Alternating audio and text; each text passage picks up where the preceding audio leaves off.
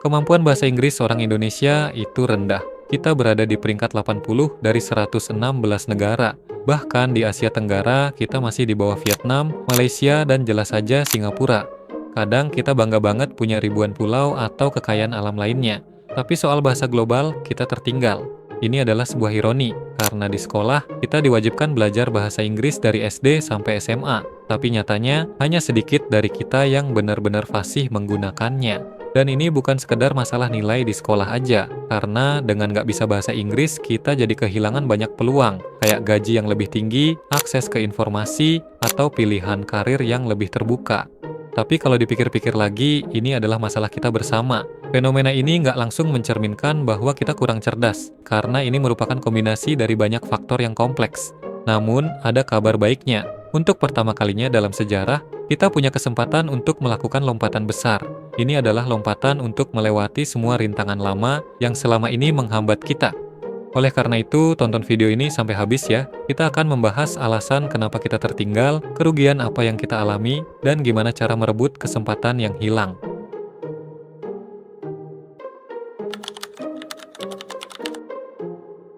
Masih banyak orang yang menganggap kalau bisa berbahasa Inggris itu hanya sekadar nilai plus atau skill tambahan aja. Padahal di era sekarang, anggapan ini nggak cuma keliru, tapi juga berbahaya.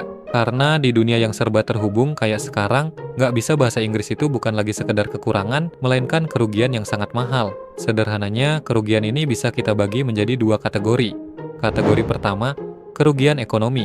Di kategori ini, kita langsung aja bicara soal gaji. Gaji seorang office boy atau pencuci piring di Australia itu bisa mencapai 40-50 juta per bulan. Ini jauh melampaui gaji manajer level menengah di Jakarta. Bahkan, ada juga influencer yang bilang kalau pendapatan kotor driver online di sana itu bisa sampai 60 juta. Itu pun mereka masih protes karena gaji tersebut masih dianggap rendah. Itulah kenapa bahasa Inggris itu sangat penting. Karena dengan bisa bahasanya aja, kita bisa ningkatin peluang ekonomi. Dan sebenarnya kita juga nggak harus kerja langsung ke sana. Kita bisa kok kerja dari rumah. Di internet ada ribuan lowongan kerja online yang tersedia. Misalnya di sini kita cek dari website Remotive. Untuk kerja sebagai desainer, kita bisa dapetin 40-60 juta per bulan. Bayangin, dengan skill desain yang sama, kita bisa dapetin gaji yang jauh berbeda. Kategori kedua, kerugian informasi. Kalau kamu nggak bisa bahasa Inggris, kamu akan ketinggalan banyak informasi keren dan terbaru, karena rata-rata ilmu berkualitas umumnya dibuat dalam bahasa Inggris. Statistiknya juga sangat jelas. Pada tahun 2024, seluruh konten di internet itu didominasi oleh konten berbahasa Inggris, sedangkan Indonesia cuma 1% aja. Itu artinya, kalau kita cuma bisa bahasa Indonesia, kita cuma punya akses 1% dari seluruh perpustakaan dunia. Di dunia akademis, angkanya lebih ekstrim lagi. Diperkirakan ada 98% jurnal ilmiah itu dipublikasikan dalam bahasa Inggris. Baik tutorial paling update, riset ilmiah terbaru, buku-buku terbaik, atau bahkan tren bisnis. Semuanya dirilis lebih dulu dalam bahasa Inggris. Contohnya aja kayak buku Atomic Habit. Buku ini baru ngetren di Indonesia pada tahun 2022. Tapi di luar sana, buku ini udah ngetren dari tahun 2018. Artinya, kita terlambat 4 tahun. Bahkan kalau kamu bacanya baru sekarang, itu artinya kamu delay 7 tahun. Bayangin dengan bisa bahasa Inggris aja, kamu bisa mengonsumsi konten-konten yang berkualitas dengan jauh lebih cepat daripada orang-orang yang nggak bisa. Jadi, sayang banget kalau kamu nggak dapetin aksesnya. Itulah yang dimaksud dengan hilangnya setengah peluang. Kita baru ngomongin kerugian dari faktor ekonomi dan akses informasi. Kita bahkan belum ngomongin akses lain kayak koneksi dengan orang luar negeri misalnya. Kehilangan peluang itu justru lebih merugikan lagi. Setelah dianalisis, ternyata ada dua penyebab utama kenapa orang Indonesia susah ngomong bahasa Inggris. Masalah pertama, mentalitas takut salah. Bagi banyak orang Indonesia, penghalang utama ketika pengen belajar bahasa Inggris bukanlah masalah teknis, melainkan psikologis. Mentalitas kita sering dirusak oleh fenomena polisi grammar. Ini adalah mereka yang hobi benerin grammar orang lain ketika orang bicara dalam bahasa Inggris. Baik di sosmed maupun di dunia nyata, para polisi tata bahasa ini seringkali mencemooh kita. Sialnya, cara mereka ngoreksi seringkali sambil nyindir atau bahkan ngatain. Inilah yang menciptakan mental block. Kita jadi takut dikatain sok Inggris atau nggak nasionalis daripada beneran praktik berbicara. Pada akhirnya, kita lebih memilih diam dan kelihatan nggak bisa sambil menunggu semuanya harus sempurna. Masalah kedua, sistem pendidikan. Sistem pendidikan bahasa Inggris di negara kita secara historis juga lebih mentingin pengetahuan teori daripada penggunaan bahasa. Ini dibuktikan dengan kurikulum kita yang lebih berorientasi pada ujian dan hafalan. Setiap siswa diuji untuk menganalisis teks-teks kompleks, kayak naratif atau analitik teks. Fokusnya selalu pada kebenaran gramatikal dan penguasaan teori daripada kemampuan untuk menyampaikan pesan melalui komunikasi. Coba kita ingat-ingat lagi. Selama 12 tahun belajar bahasa Inggris, kapan terakhir kali ada ujian speaking? Kayaknya jarang banget atau bahkan nggak ada sama sekali. Paling mentok, kita cuma disuruh baca teks di depan kelas saja. Akibatnya, kesempatan kita untuk berlatih berbicara tuh sangat minim. Padahal, satu-satunya cara untuk lancar ngomong bahasa Inggris adalah dengan memperbanyak latihan atau praktik. Karena yang kita latih adalah muscle memory, atau sinkronisasi antara otak, lidah, bibir, dan pita suara.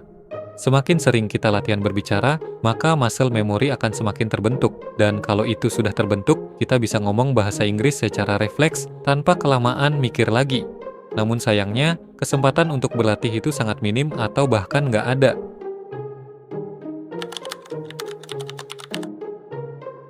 Meskipun keuntungan bisa bahasa Inggris tuh banyak banget, tapi untuk belajarnya bisa dibilang agak susah. Dan sebetulnya ini terbukti oleh banyak riset yang ada. Selama bertahun-tahun, kita selalu terjebak di masalah yang sama. Kita butuh praktik, tapi kita takut dianggap salah. Kita butuh lawan bicara, tapi lingkungan nggak mendukung. Ini kayak lingkaran setan, di mana kita mau belajar, tapi kita selalu balik lagi ke masalah utama yang kelihatannya nggak ada solusinya. Namun hari ini kita berada di titik balik sejarah, karena sekarang sudah ada teknologi AI yang ngasih kita kesempatan untuk praktik dengan jauh lebih mudah. Kalau dulu di era kamus yang tebal itu, kita harus mencari kata per kata untuk memahami maksud dari suatu kalimat. Itu terlalu lama, repot, dan nggak efisien. Belum lagi, kita juga nggak diajarin cara ngucapin katanya. Lalu lanjut ke era internet dan Google Translate. Ini adalah era revolusi di mana kita bisa nerjemahin satu kalimat utuh dengan jauh lebih cepat. Tapi ini tetap aja nggak sempurna, karena dia nggak bisa diajak ngobrol dan ngasih koreksi atas pronunciation kita. Baik itu kamus maupun Google Translate, keduanya masih bersifat pasif, satu arah, dan butuh disiplin yang tinggi untuk proses belajarnya. Namun kabar baiknya, masalah-masalah tersebut sudah bisa diatasi dengan Elsa Speak. Elsa Speak adalah aplikasi pembelajaran bahasa Inggris, yang ibaratnya kayak guru les di rumah. Ini adalah coach berteknologi canggih dengan AI di dalamnya. Dia bisa menyesuaikan pembelajaran kita sesuai dengan apa yang kita butuhkan. Ketika pertama kali buka Elsa, kita dituntun untuk mengisi beberapa pertanyaan. Kayak apa tujuan kita, di mana level kemampuan kita, apa ketertarikan kita, dan bidang apa yang ingin kita fokuskan. Nantinya, alur pembelajaran kita akan disesuaikan dengan jawaban ini. Di dalamnya terdapat banyak jenis pembelajaran, mulai dari pronunciation, conversation, grammar, intonation, hingga word stress. Cara belajarnya juga seru karena aplikasi ini didesain dengan sistem gamifikasi. Artinya, cara kita belajar terasa kayak sedang bermain game. Di sini, kita bisa pilih tutor AI dan gimana aksennya. Setelah itu, kita bisa ngobrol sama tutor ini untuk berlatih bahasa Inggris tanpa takut dianggap salah, karena tutor ini akan mengajari kita tanpa menghakimi. Ini ngebantu banget karena ia langsung nyelesain dua masalah yang tadi kita bahas bersama, yaitu polisi grammar yang mengganggu mentalitas kita dan kurangnya latihan berbicara akibat lingkungan yang nggak mendukung. Dan yang terpenting, dengan Elsa kita bisa praktik kapan dan di mana aja tanpa perlu partner manusia. Nah, sekarang kita akan coba praktik pronunciation. Di sini ada beberapa kata yang harus kita sebutin. Misalnya, music, sekarang kita coba contohin penyebutan yang salah. Music. Kalau salah, kita dikasih tahu di bagian mana letak kesalahannya. Di sini feedbacknya detail banget. Semua kesalahan kita langsung dikasih tahu dan dijelasin gimana cara memperbaikinya saat itu juga. Dan pas dicoba, ternyata beneran bisa. Nah, fitur utama dari Elsa adalah AI Roleplay. Fitur ini memungkinkan kita untuk berlatih percakapan dengan skenario di kehidupan nyata, kayak interview kerja, presentasi bisnis, percakapan sama kolega, negosiasi, dan masih banyak jenis percakapan lainnya. Sekarang kita coba AI Roleplay dengan topik obrolan ringan ketika berada di elevator. You are in the elevator with a new colleague and want to make small talk.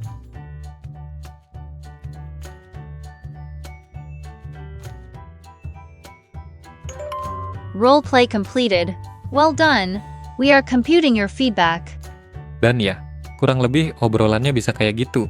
Menariknya, di setiap sesi pembelajaran kita akan mendapat feedback yang lengkap, mulai dari pronunciation, vocabulary, sampai grammar. Selain itu, ia juga punya banyak pilihan topik yang bisa kita sesuaikan dengan kebutuhan masing-masing. Ini pas banget buat kita yang mau latihan bahasa Inggris di berbagai konteks dan situasi. Beberapa fitur Elsa sebenarnya bisa kita gunain secara gratis, tapi secara pribadi aku sangat merekomendasiin teman-teman buat upgrade ke versi premiumnya. Karena fitur-fitur yang tersedia beneran worth it.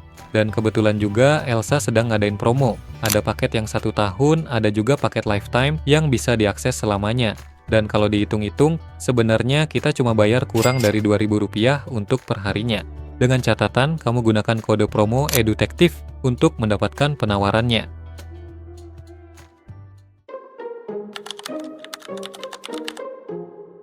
Dulu, kita punya banyak alasan untuk nggak bisa bahasa Inggris. Entah itu karena takut dihakimi, sistem pendidikan yang kaku, atau lingkungan yang nggak mendukung.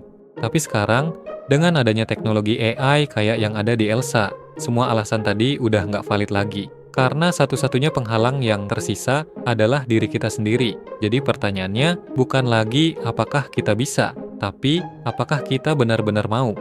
Kesempatan untuk merebut setengah peluang yang hilang, itu masih bisa kita ambil kembali. Caranya cuma satu, yaitu dengan belajar bahasa Inggris.